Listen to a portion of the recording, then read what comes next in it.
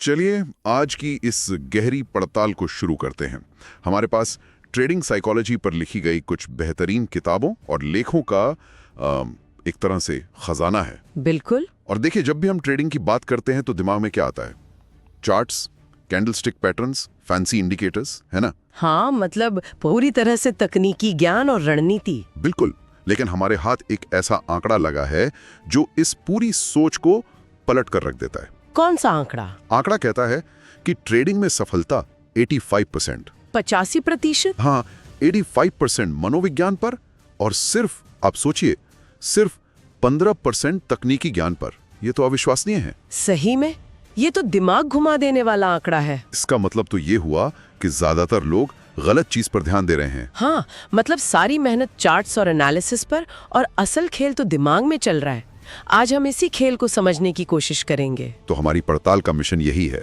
हाँ, मिशन ये है कि ये पता लगाना कि एक ट्रेडर की मानसिकता उसकी रणनीति से इतनी ज्यादा जरूरी क्यों है। हम उन भावनात्मक और मानसिक जालों को उजागर करेंगे जिनमें अच्छे से अच्छे ट्रेडर फंस जाते हैं, और देखेंगे कि इन स्रोतों में दिए गए विशेषज्ञ इससे बाहर निकलने के क्या रास्ते बताते हैं। बिल्कुल। ठीक है, तो इस 80% वाले रहस्य को सुलझाते हैं। शुरुआत कहां से करें? मुझे लगता है मार्क डगलस से बेहतर कोई नहीं हो सकता। हाँ, ट्रेडिंग इन द जोन और द डिसिप्लिन्ड ट्रेडर के लेखक। वो तो इस विचार के गॉडफादर माने जाते हैं। हाँ, वो तो 80-20 का नियम बताते हैं, मतलब 80% मानसिकता और 20% कार्यप्रणाली। बिल्कुल। और डगलस एक बहुत ही बुनियादी लेकिन गहरी बात कहते हैं जो सब कुछ बदल देती है। क्या? वो कहते हैं, बाजार आपसे पैसे नहीं लेता, आपका मनोविज्ञान लेता है। वाह। ज्यादातर ट्रेडर्स बाजार को एक दुश्मन की तरह देखते हैं जो उन्हें हराने की कोशिश कर रहा है, लेकिन डगलस कहते हैं कि बाजार तो बस जानकारी का एक प्रवाह है। मतलब ना अच्छा ना बुरा। हाँ, वो बस है। असली लड़ाई तो आपके अपने दिमाग के अंदर है। मतलब हम बाजार से नहीं बल्कि खुद से लड़ रहे हैं, अपने डर से, अपने लालच से। एकदम सही, क्योंकि ट्रेडिंग का पूरा खेल ही अनिश्चितता और जोखिम को संभालने का है। और ये दोनों चीजें सीधे सीधे हमारे दिमाग पर असर डालती है। बिल्कुल। डगलस का तर्क है कि सफलता की चाबी संभावनाओं में सोचने की है। मतलब ये स्वीकार करना कि कोई भी ट्रेड हार सकता है और ये ठीक है। उनकी एक लाइन है जो हर ट्रेडर को अपने डेस्क पर लिख लेनी चाहिए। जब आप वाकई में जोखिम को स्वीकार कर लेते हैं तो आप किसी भी नतीजे के साथ शांति में रहेंगे। ये कहना बहुत आसान है, लेकिन करना बहुत मुश्किल। जब अपना पैसा दांव पर लगा हो तो शांत रहना, ये तो लगभग असंभव लगता है। हाँ, तो सवाल यही है कि हम अपनी भावनाओं को मैनेज कैसे करें। हमारे स्रोतों में इस पर दो बिल्कुल अलग अलग विचार नजर आते हैं। एक है वो पारंपरिक तरीका। हाँ, पारंपरिक तरीका जो अनुशासन, नियंत्रण और नियमों पर जोर देता है। इसका एक बेहतरीन उदाहरण है doctor Alexander Elder, trading for a living वाले। हाँ, वो अपनी किताब में 3M यानी माइंड, मेथड और मनी का फ्रेमवर्क देते हैं। 3M, दिमाग, तरीका और पैसा। हाँ, और एल्डा का नजरिया बहुत प्रैक्टिकल है। वो कहते हैं कि इससे पहले कि आप बाजार को समझें, आपको अपने लालच और डर को काबू करने के लिए सख्त नियम बनाने होंगे। जैसे कि उनका 2% का नियम। हाँ, बिल्कुल। यानी किसी भी एक ट्रेड में अपनी कुल पूंजी का 2% से ज्यादा जोखिम कभी मत लो। ये नियम आपको एक ही गलती में बर्बाद होने से बचाता है। और वो ट्रेडिंग डायरी पर भी बहुत जोर देते हैं। हाँ, एक विस्तृत ट्रेडिंग डायरी जैसे स्कूल में लिखते थे, उसमें क्या लिखना है? उसमें सिर्फ ये नहीं लिखना कि आपने क्या खरीदा और बेचा, बल्कि ये भी लिखना है कि उस समय आप कैसा महसूस कर रही थी। अच्छा। क्या आप उत्साहित थे, डरे हुए थे, बोर हो रहे थे? कुछ हफ्तों बाद जब आप उस डायरी को पढ़ेंगे ना, तो आपको अपने भावनात्मक पैटर्न साफ दिखाई देने लगेंगे। मतलब पता चलेगा कि मैं हमेशा डर में जल्दी बेच देता हूँ या लालच में बहुत देर तक रुका रहता हूँ। एकदम। ये तो एक तरह से खुद की जासूसी करना हुआ। सही बात है। इसी लाइन पर एक और लेखक हैं, ब्रेट स्टीनबागर। वो तो मनोवैज्ञानिक भी हैं और ट्रेडर भी। हाँ, उनकी किताब है द डेली ट्रेडिंग कोच। उनका तरीका भी इसी कंट्रोल वाले स्कूल में आता है ना? हाँ, लेकिन वो इसे एक अलग लेवल पर ले जाते हैं। वो सेल्फ कोचिंग की बात करते हैं। Self coaching? जैसे एक एथलीट का कोच होता है, वैसे ही आप अपने खुद के मेंटल कोच बने। वो मानसिक अभ्यास, विजुअलाइजेशन जैसी तकनीकें बताते हैं। जैसे बाजार खुलने से पहले आंखें बंद करके कल्पना करें कि आप अपने प्लान के हिसाब से शांति से ट्रेड कर रहे हैं, चाहे बाजार ऊपर जाए या नीचे। ये आपके दिमाग को असल स्थिति के लिए तैयार करता है। ठीक है। तो ये वह एक जरिया, भावनाओं पर काबू रखो, नियम बनाओ, खुद को अनुशासित करो। लेकिन मुझे यहाँ एक सवाल पूछना है। पूछिए। क्या ये वाकई संभव है कि हम अपनी भावनाओं को पूरी तरह से कंट्रोल कर लें? ये तो बहुत रोबोटिक लगता है। और यहीं पर दूसरा दृष्टिकोण आता है जो मुझे बहुत दिलचस्प लगा। ये डेनिस शाल की किताब मार्केट माइंड गेम से है और ये पहले वाले से बिल्कुल उल्टा है। ये वाकई एक क्रांतिकारी विचार है।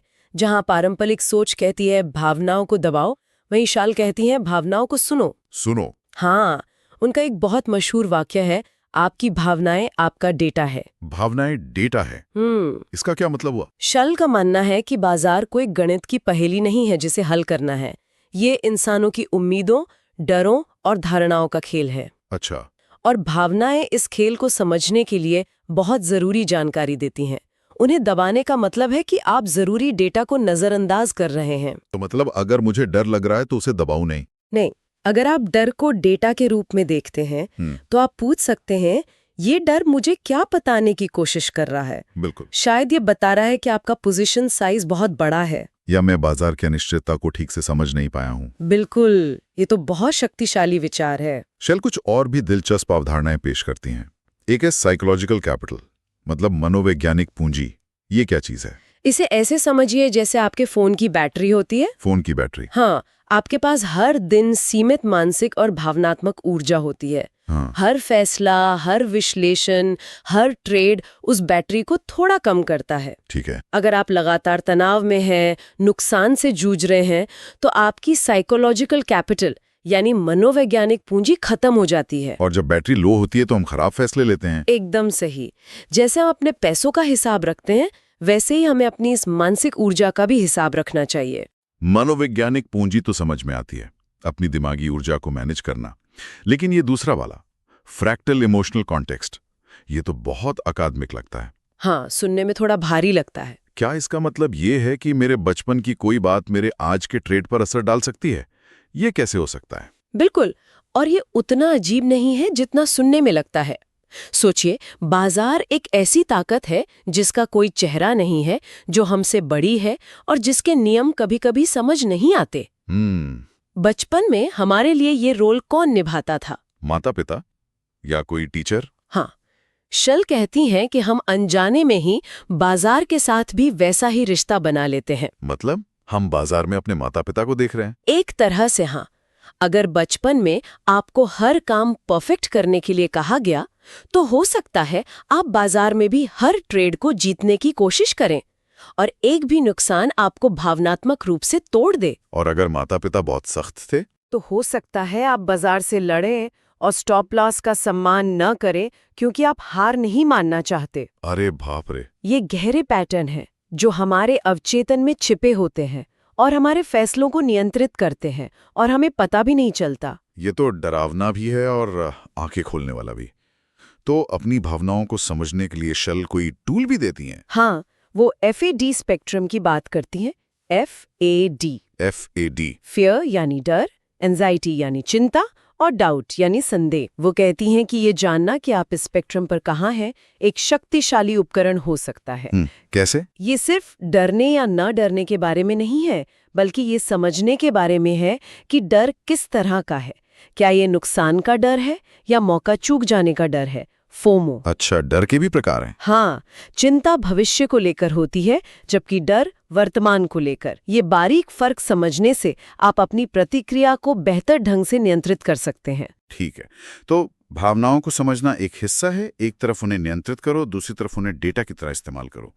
लेकिन क्या ऐसा भी होता है कि हमारी भावनाएं शांत हों, पर हमारा दिमाग ही हमें धोखा दे रहा हो? बहुत अच्छा सवाल है। मतलब क्या सोचने के कुछ ऐसे तरीके हैं जो ट्रेडर्स को गड्ढे में गिरा देते हैं? हाँ, बिल्कुल, और इसका जवाब है हाँ। यहीं पर रॉल्फ डोबेली की किताब the art of thinking clearly बहुत काम आती है। अच्छा। डोबेली का नजरिया अलग है। वो इस पर ध्यान नहीं देते कि क्या करना है, बल्कि इस पर क्या नहीं करना है। क्या नहीं करना है? हाँ, वो कहते हैं हमें ज्यादा स्मार्ट होने की जरूरत नहीं है, हमें बस कम बेवकूफ़ी करने की जरूरत है। और ट्रेडर्स तो काफी बेवकूफियां करते हैं। हम सब करते हैं। डोबेली इन्हें संज्ञानात्मक पूर्वाग्रह या कॉग्निटिव बायस कहती हैं। ये हमारे दिमाग के शॉर्टकट हैं जो अक्सर हमें गलत रास्ते पर ले जाते हैं। जैसे एक बहुत आम है sunk cost fallacy. Sunk cost fallacy. इसका मतलब है किसी डूबती हुई नाव में सिर्फ इसलिए बैठे रहना क्योंकि आपने उसे बनाने में बहुत मेहनत की थी। और ट्रेडिंग में इसका मतलब है कि आप किसी हारे हुए ट्रेड में सिर्फ इसलिए बने रहते हैं क्योंकि आप उसमें पहले ही काफी पैसा गवा चुके हैं। बिल्कुल, आप उम्मीद करते हैं कि शायद हवा का रुख बदल जाए, जबकि सारे संकेत बता रहे होते हैं कि जहाज डूब रहा है। क्योंकि आप मानना नहीं चाहते कि आपका फैसला गलत था। हाँ, एक और बड़ा पूर्वाग्रह है सर्वाइवरशिप बायस। Survivorship bias. हम अखबारों और टीवी पर सिर्फ उन चंद सफल ट्रेडर्स की कहानियां देखते हैं जिन्होंने लाखों करोड़ों कमाए। हम उन हजारों लोगों को नहीं देखते जो चुपचाप अपना पैसा गवाकर बाजार से बाहर हो गए। इससे तो ऐसा लगता है कि ट्रेडिंग बहुत आसान है और कोई भी कर सकता है। सही बात है, हम सिर्फ विजेताओं को देखते हैं और सोचते हैं कि हम भी उन्हीं में से एक होंगे। हाँ, और ये हमें सबसे बड़े और सबसे खतरनाक पूर्वाग्रह की ओर ले जाता है, जो है अति आत्मविश्वास, ओवर कॉन्फिडेंस। इसे नसीम निकोलस तालेब अपनी किताब फूल्ड बाय रैंडमनेस में बहुत अच्छे से समझाते हैं। एक मिनट, क्या अति आत्मविश्वास सिर्फ शुरुआती ट्रेडर्स में होता है? मैंने सुना है कि सबसे ज्यादा नुकसान अनुभवी ट्रेडर्स को तब होता है जब वो कुछ जीत के बाद लापरवाह हो जाते हैं। आपने बिल्कुल सही पकड़ा। तालेब इसी को फूल्ड बाय रैंडमनेस यानी किस्मत से मिला धोखा कहते हैं। किस्मत से मिला धोखा। हाँ, जब आप लगातार जीतते हैं तो दिमाग किस्मत और हुनर में फर्क करना बंद कर देता है। एक ट्रेडर लगातार 5 अच्छे ट्रेड कर सकता है और उसे लग सकता है कि उसने बाजार का कोड तोड़ दिया है, जबकि हो सकता है कि वो सिर्फ भाग्यशाली रहा हो। बिल्कुल, जैसा कि तालिब कहते हैं, बड़ी सफलता का श्रेय अक्सर किस्मत की अस्थिरता को जाता है, न कि कौशल को। और इसी अति आत्मविश्वास में वो एक बड़ा दांव लगाता है और अपना सारा मुनाफा गंवा बैठता है। वाह, तो हमारे पास 3 अलग-अलग विचार हैं।